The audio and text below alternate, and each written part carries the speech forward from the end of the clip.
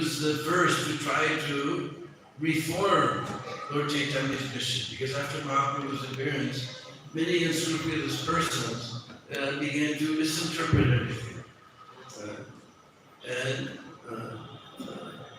They came up with so many devious philosophies, and they had very immoral characters, thinking that, just like I remember the first time I went to Mayapur festival, somehow we had to go to Calcutta by train, and there was a bunch of us devotees, so everyone came.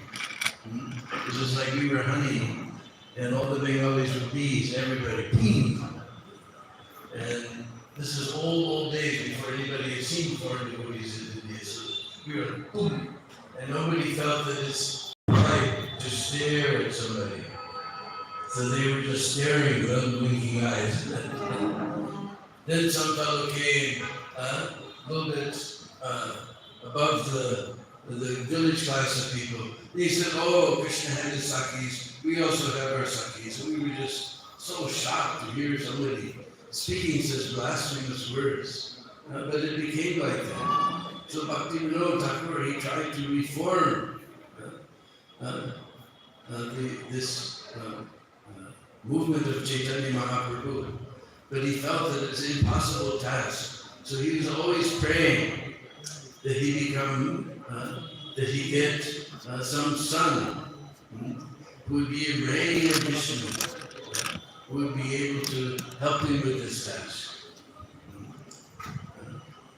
So at some point in his career, he was appointed as the district magistrate of Puri. This was a very amazing thing, because district magistrate generally in those times, only English person, Britisher would take this post. But the Britishers appreciated the managerial capabilities of Srila Bhakti Thakur so much they made him the district magistrate of Puri. And he had his house just on the Grand Road where the Rath Yatra goes. And he was praying to Lord Jagannath to please send some ray of Vishnu. So in the very beginning, I can't remember which day, but the month of Thakur, the same day that our dear Lord Chaitanya appeared, in the same month, earlier in the month, Srila Bhakti Saraswati Thakur appeared. And it was very interesting. His umbilical cord was wrapped around his neck, just like a Brahmin. And so many wonderful symptoms were there. So, Gaur Purnima time is usually around February, March. And so then a few months later, June, July, that's usually Rath Yatra time. So the Rath Yatra card came as another interesting incident in the life of Srila Bhakti Saraswati Thakur. The Rath stopped in front of the house of Bhakti Thakur. So his wife, knowing that she was the wife of the district magistrate, no way to stop her, she tried to come on the cart, and everyone, seeing such a respectful lady, they helped her. And she put her child at the little street of Jagannath, and Jagannath fell on the child. Another indication, this is the indication that this is the ray of Vishnu that I was praying for. Another amazing incident was there in his childhood. One time his father brought some mangoes home from the market. And Srila Bhakti Siddhanta began to, like any child means whatever comes in the hand goes in the mouth. That's child. So he began to eat the mangoes. And Bhakti came and said, "I have not offered these to the needy. This is a great offense. You're a great offender. We should always offer things to Krishna first." So, although he was a small child, he took it very seriously. And Srila Prabhupada explained to us, throughout his life, he never took mango. I'm a offender, I can't take this. Even in his old age, his disciples would curse him to take mango. He said, "No, I'm a offender, I can't take this fruit." So in his studies, he excelled in everything, and Bhakti was very happy with him. And he used, although he had many children, he especially used Bhakti Siddhanta to help him in all of his preaching work. And he even became very expert in astrology. He could have made a lot of money in astrology, but he thought this is all mundane. Just like when I became a devotee, I asked the first devotee I met, I said, well, what about astrology? He said, astrology is a very fine material science, but it is still material. We're interested in spiritual science. And I said, wow, me too.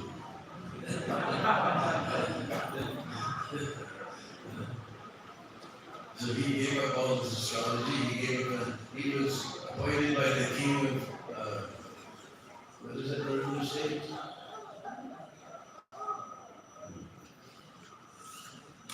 Tripura. The king of Tripura and invited him to become his employee. He tried to root out all the corruption that was there, but they had made so much trouble for him. So he thought, what is the use of this? Life is not meant for all this trouble. And so he retired, but the king of Tripura remained his admirer for a long, long time afterwards. And helped him in many ways. So finally, it was time for him to take initiation. And Bhakti Vinod says, because I'm your father, I do not wish to give you initiation. You should take initiation from Gorkishore Das Babaji. Now, Gorkishore Das Babaji, he could not even write his name. We can imagine that nowadays, I'm sure there's still people around that still can't write their name, but it's become so much less. Nobody can imagine. And Bhakti Vinod was such a great, Bhakti Siddhanta was such a great scholar. I forgot his name, he gave me Bimala Prasad. Because in the temple of Jagannath, unless the bhoga is offered to Bimala, after it's offered to Jagannath, you have to offer to Bimala Devi, then it becomes Jagannath Mahaprabhu. So his name was Bimala Prasad. So he became a very great learned scholar, but Gorkishore was completely literate. So how was it possible to take initiation in this way? With Bhakti Vinod, he eventually retired to go to Rupri. Beautiful houses there, so none of this would have come much. And Gorkishore was staying there. So he went to Gorkishore, and Gorkishore, although everybody was after Bhakti Siddhanta, they wanted him to become the disciple. Because everyone thought, because everybody was just interested in name and fame, that I guess this nice learned disciple, I'll become very famous. But he knew all of their immoral activities and deviations, so he refused. And he saw shocked when his father told him to take initiation to Gorkishore. So Gorkishore refused. Twice he went to refuse. Third time, he waited on the bridge over the river. Wooden bridge was there.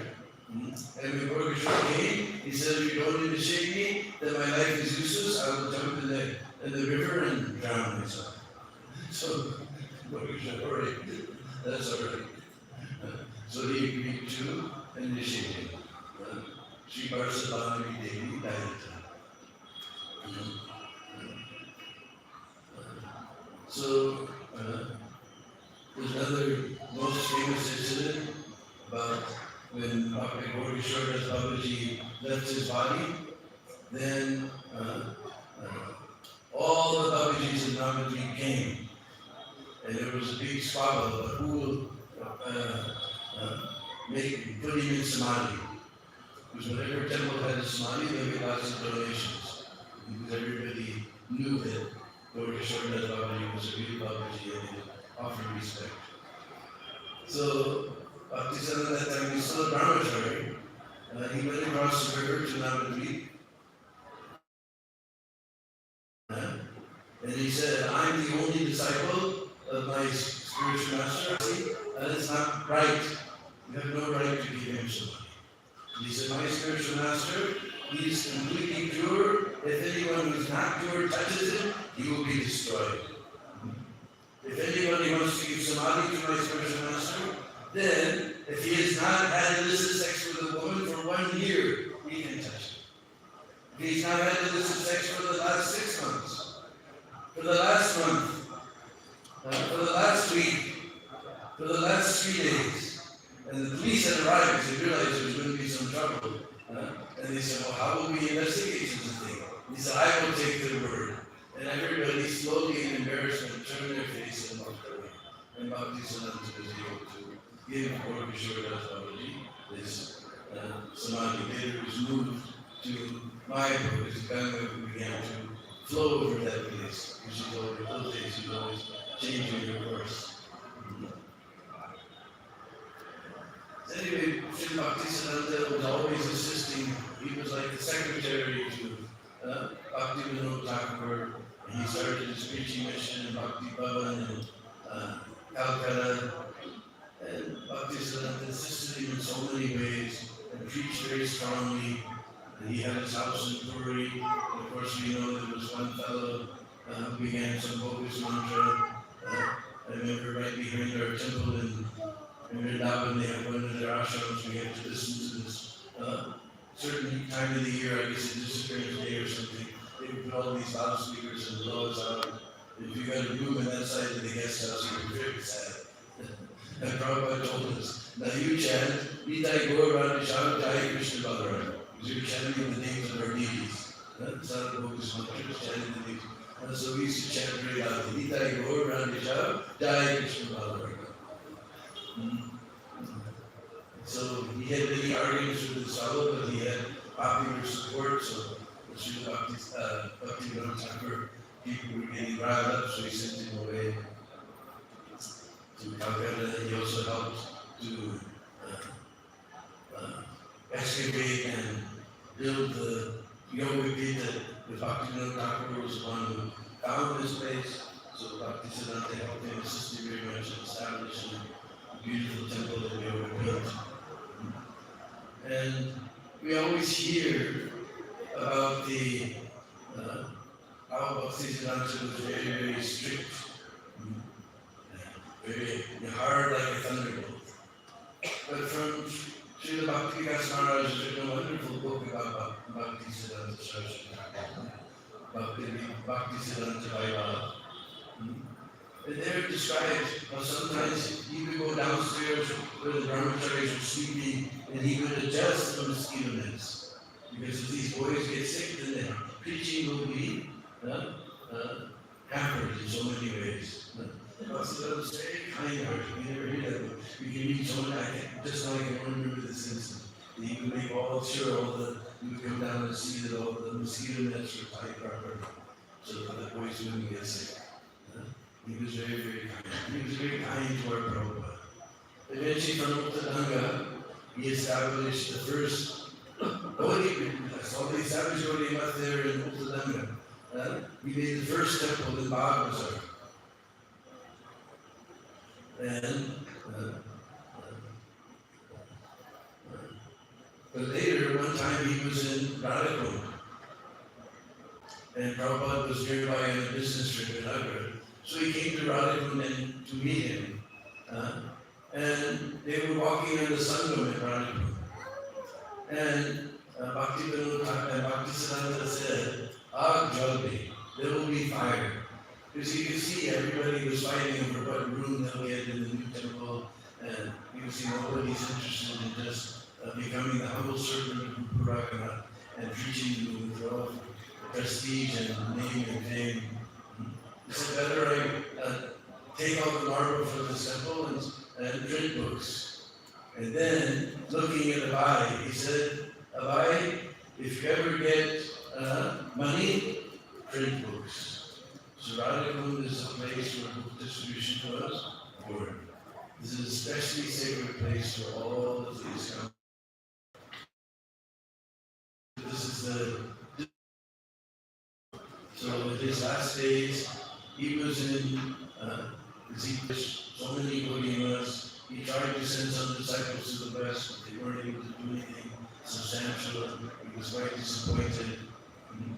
And in his last days, he came to Puri, the month of January, 36, no, not December of 1936.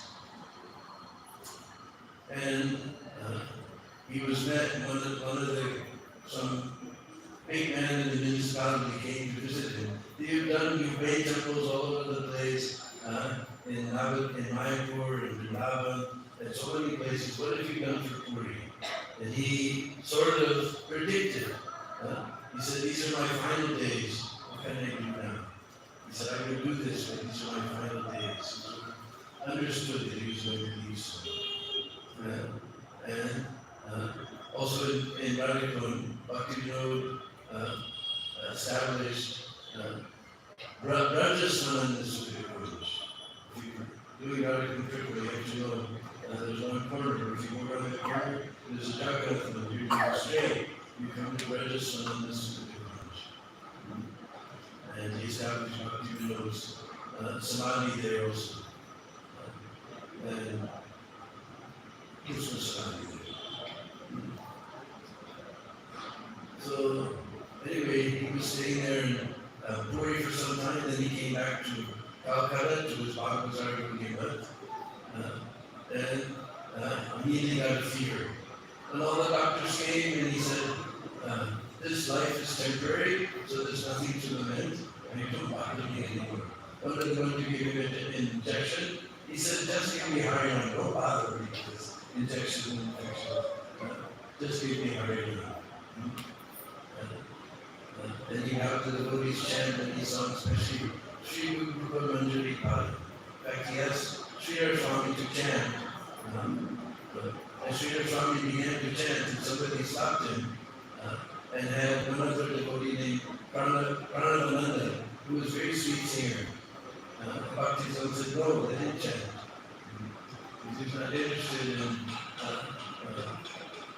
fancy melodies and he was interested in devotion. So Sri Swami's chanted this. Any other beautiful bhajans, everybody would take turns chanting different bhajans. And he gave a wonderful lecture on this just 2 days before he left, telling them to give up all desire for name and fame, just sacrifice this body is just a lump of bones and flesh, sacrifice it at the altar of Harinam, and spread the preaching, and follow the footsteps of Tirobhava.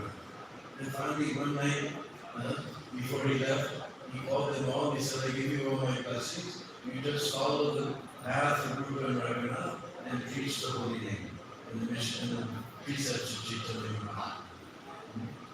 Then finally, late in the night, or early in the morning actually, on this particular Tithi, very early in the morning at 5 o'clock, 5:20 actually, Pranavananda was there as they had all-night vigils, everybody was taking care about this. So his time was up, so he turned it over to everything over to Krishnananda Brahmachari. And when he did that, Bhakti woke up. He said, who's there? It's me, Pranavananda Maharaj. Prabhupada. I said, it's me, Pranavananda Prabhupada. Are you all right? He said, oh, Pranavananda. Then he said, are you all right? Oh, Krishna. And Prabhupada started to walk out the door. Krishna called him back and said, don't go. It's over. So 5:20 in the morning. All the clocks in the Gaudiya stopped at 5:20. And then he said, left this world. After a few, just shortly before, Prabhupada heard to preach in the English language. That will be for you to those who are all gathered here in this wonderful temple at the lotus feet of Jagannath. We wouldn't be sitting with Bhakti Siddhanta Saraswati, inspiring our students. Why do you always and every began to have some doubt. And then one good friend of his told me the same thing. Big office. And the man asked him about Shankaracharya. So he said something, thought, yes, he's a very important Acharya. He didn't say anything about him. He said, well, he just gave some vague answer. He said, no,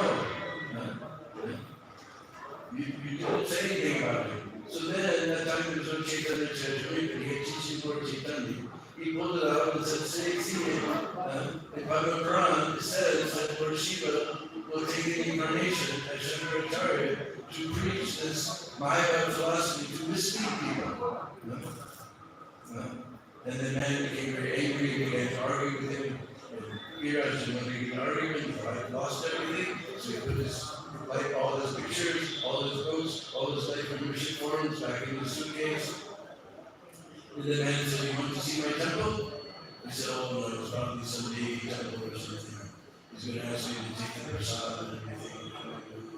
He realized he couldn't get out, and he said, okay. So he walked into the house. Now everybody in Madras, generally they had Vishnu. He walked into the house and he saw there was a large altar, and he came inside, and there was this beautiful deity. He was so happy. And he looked at the man, what is this, He said, no, I was just testing you. You go back to my office, after you check, I will remember right now. So Bhakti said he didn't compromise with anyone, our Prabhupada didn't compromise.